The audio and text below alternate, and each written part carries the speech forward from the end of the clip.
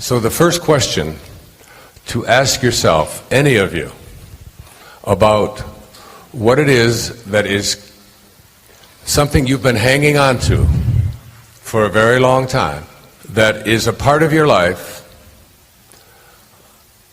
that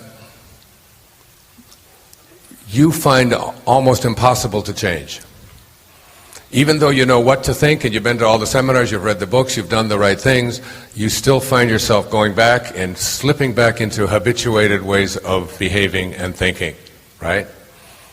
And what I'm suggesting to all of you here today is that in moments, like for every single person who this morning decided to do something about their sugar intake based upon what we did yesterday, you have demonstrated that you are now about to embark on a new way of being. You've demonstrated it. Even if you just checked a package and seen how many sugar grams were in what it was you were going to eat and then ate it anyway, it doesn't matter. Even if you smoke Pacololo every single day and you said, you know what, maybe this isn't good for my brain, but I think maybe tonight I'll just think about it tomorrow. You're on your way. Because we become what we think about, whether we want it or not. If you have a choice to think a thought that may or may not be true, but thinking that thought will keep you from where you want to go, versus thinking a thought that may or may not be true, but thinking that thought will at least give you a chance to get to where you want to be, why do we continue to take the first choice when the second choice is the only option we have for changing our conception of ourselves? But we train ourselves through this subconscious meme training that we've had to start believing in things that are going to keep us from ever getting where we want to go. If you have a choice to think a thought that may or may not be true, but it will keep you from getting to where you want to be, versus thinking a thought that may or may not be true, but will at least give you an opportunity to get there, what's the choice?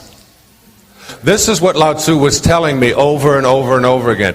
Teach people to take the excuses that they use and to put them into a context that may or may not be true, and ask them to reverse it, and then pick the one that will at least get you to where you want to be. The woman that sat next to me on the airport, I've never forgotten her.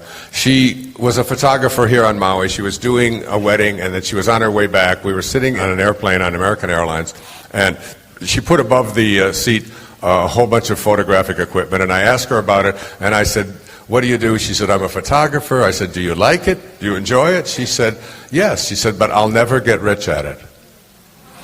And I said, would you like to get rich? And she said, of course, who wouldn't want to be rich? And I said, let me see if I understand you. You would like to be rich, but the thoughts you carry around in your head are, I'll never get there. What's the reverse of I'll never get there? I will get there. It's on its way. In fact, I'm already here. Why wouldn't you think that thought? So now, the second question is, where did these thoughts come from? They came from you. You bought into all of this stuff. All of us bought into this little stuff. The I'm too young or I'm too old. Like our age has something to do with what we can create or do in our lives. There's endless examples of people who've overcome that. You know, Louise Hay started Hay House Publishing at the age of 61. It's 22 years. She's 83. CEO of the largest publishing company in the world on spiritual and higher consciousness materials. And she started it at 61 because she didn't buy into that meme.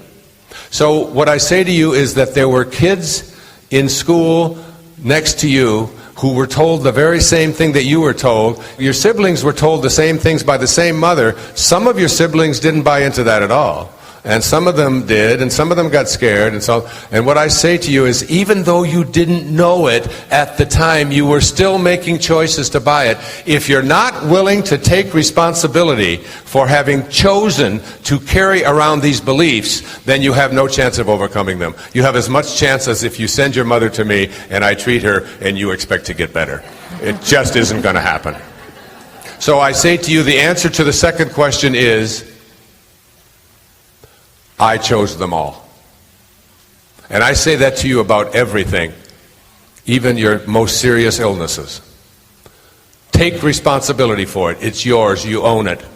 Don't feel yourself that you were being punished, that it was some karmic debt, that there was something bad happened in a previous life and you were an axe murderer and now you're getting this.